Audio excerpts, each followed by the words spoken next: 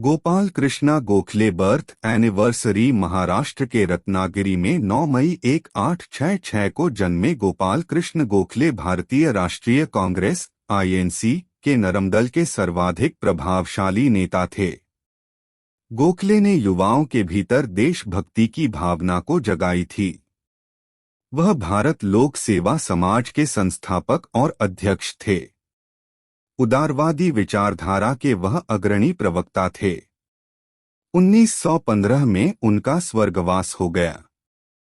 Africa से लौटने पर महात्मा गांधी भी सक्रिय राजनीति में आ गए और गोपालकृष्ण गोखले के निर्देशन में सर्वेंट्स ऑफ इंडिया सोसाइटी की स्थापना की, जिसमें सम्मिलित होकर लोग देश सेवा कर सकें।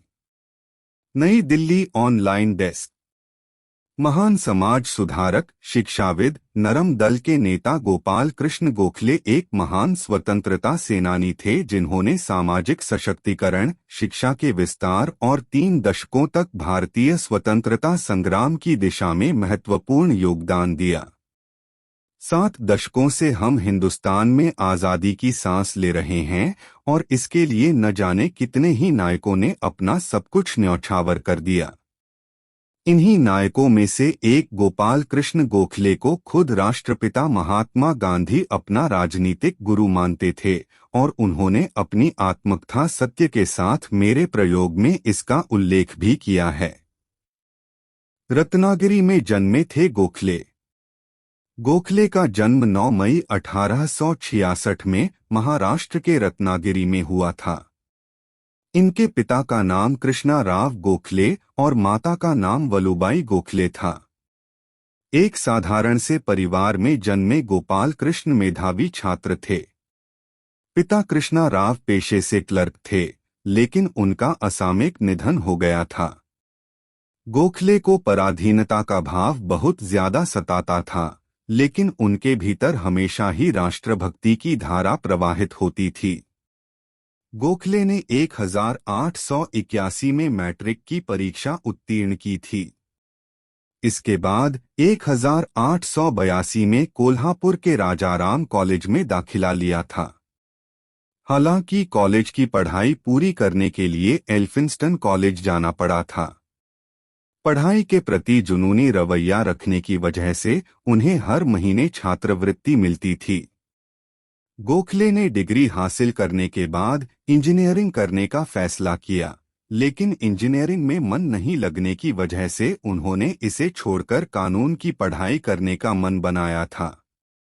जब कांग्रेस के अध्यक्ष बने गोखले 1889 में अपने गुरु समाज सुधारक एम.जी. रानाडे से प्रभावित होकर भारतीय राष्ट्रीय कांग्रेस में शामिल हुए थे और वो हमेशा ही नरम दल के नेता के तौर पर काम करते रहे।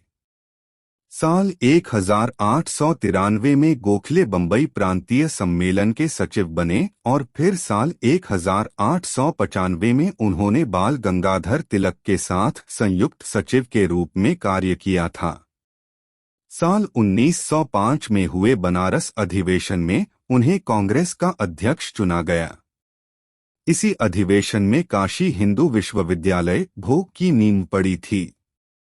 बता दें कि नरम और गरम दल के बीच मतभेदों के बाद 1907 में पार्टी 2 टुकड़ों में बंट गई।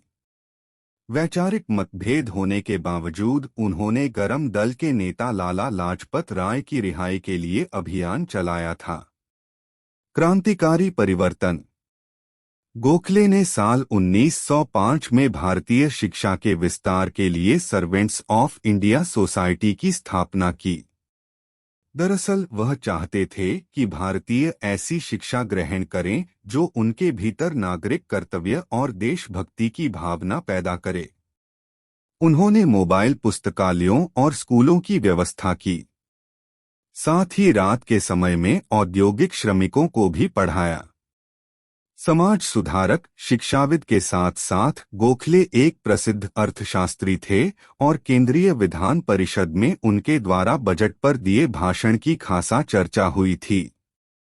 गोखले ने साल 1908 में रानाडे इंस्टीट्यूट ऑफ इकोनॉमिक्स की स्थापना की।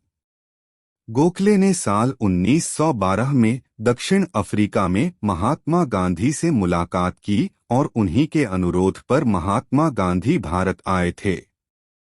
महात्मा गांधी ने अपनी आत्मकथा सत्य के साथ मेरे प्रयोग में गोखले को अपना राजनीतिक गुरु, सलाहकार व मार्गदर्शक बताया है।